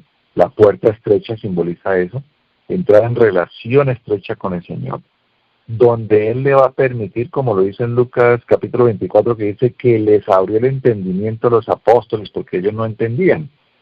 Entonces, la única manera de abrir el entendimiento es entrar en una relación estrecha con el Señor y obedecer en todo. Nacer de nuevo, hermanos, significa todo, espíritu, alma y cuerpo. El cuerpo debe ser nuevo. Las cosas que aprendí en Egipto o en el mundo de alimentos antifisiológicos, dice Elena White, que no son reconocidos por las células que Dios nos creó, todo lo que sea origen animal, debe morir, y si no, no se nace de nuevo completamente. Eso quería yo complementar ahí, hermanos, que el Evangelio de la Salud es el mismo Evangelio eterno también, para poder estar en concordancia con el Señor. Es completo, no es parcial la salvación, es completo, espíritu, mente y cuerpo. O sea, la mente es importante, dice ahí, por el control de mando de todo el cuerpo. Sería esa el complemento, hermanita querida. Amén. Solo lee un poquito más y he aprendido mucho, Fernando. Qué linda, tanta información tienes. Voy a agregar solamente algo, y yo creo que seguimos con este estudio el próximo miércoles, si te parece. Sí, está bien. Así también me mantengo un poquito leyendo. Dice, en el griego las primeras 3 plagas son derramadas sobre la tierra, el mar y las fuentes de los ríos, de las aguas, respectivamente. Y las otras siguientes 3 son derramadas sobre el sol, el trono de la bestia y el río Éufrates, respectivamente. Ese es un punto de lo que podemos tocar, y de repente otra vez repasar lo que hemos aprendido hoy para que estemos bien claros. Tocamos un poquito de las trompetas, la historia, un poquito de las trompetas, de dónde vienen, y las personas que lo ponen en el futurismo es prácticamente una creencia que es jesuita, ¿no? Y entonces eso tenemos que tener un poquito de cuidado. Simplemente leer la historia, ¿no? No sé si es sí, eso trata de desaparecer la idea de lo que es el anticristo, ¿no? Las personas que pueden creer en eso, pero bueno, todos tenemos que estudiar, simplemente todos tenemos que estudiar, leer. A mí me pareció muy interesante esto, Fernando. Como dijimos los dos, no nos habíamos puesto de acuerdo, simplemente es leer, y entonces y gracias a Dios estamos coincidiendo en lo mismo, y le agradezco a Dios por eso, ¿no? Pero ¿qué te parece si terminamos, ya que también para poder ir a descansar, y entonces mañana seguimos con, haz la oración entonces, Fernando, y entonces damos un poquito de instrucciones y nos vamos a descansar. Amén. Vamos entonces a los que podamos arrodillarnos, porque realmente hemos recibido bastante instrucción del cielo a través de su santa palabra.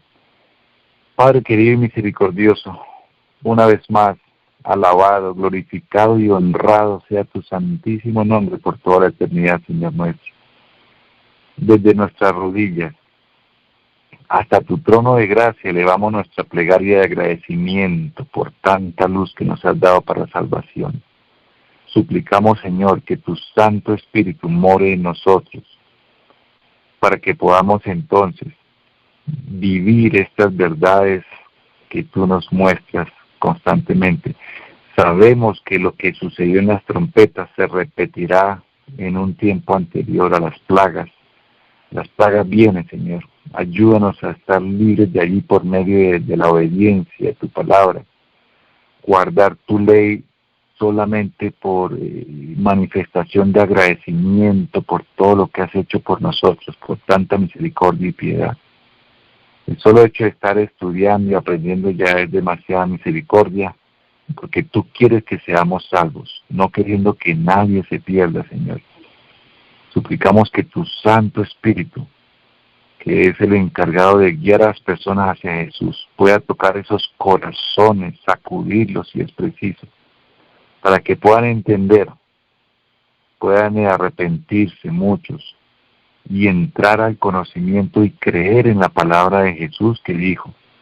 Y además, como está escrito en el Salmo capítulo 32, Señor, que tú prometiste que nos harías entender, nos mostrarías el camino que deberíamos andar y que tus ojos estarían puestos sobre nosotros. Reclamamos esa promesa, Señor, para poder entonces andar conforme a tu santa y divina voluntad. Danos mucha salud también, porque es la manera que podemos testificar a otros, que es mandato del cielo, andar sin enfermarnos, porque no hay pretexto, hay que seguir sirviendo como soldados adelante, y para eso necesitamos cuidar nuestros organismos, para poder estar fuertes y, como dice tu palabra, dispuestos para la batalla. Y así queremos estar nosotros, que rendimos nuestras vidas hoy una vez más a ti, te confirmamos nuestra vida para ti, ya que son tuyas, puesto que tú pagaste por ellas con sangre preciosa y dolorosa, Señor. Gracias por esta palabra que nos has dado en esta noche. Permite que germine en nuestros corazones y podamos practicarla y seguirnos preparando en el temor de nuestro Señor Jesucristo. Bendito Señor por siempre, siempre en cuyo nombre te agradecemos y suplicamos todo con la unción de tu Santo Espíritu. Amén, Señor Santo. Amén.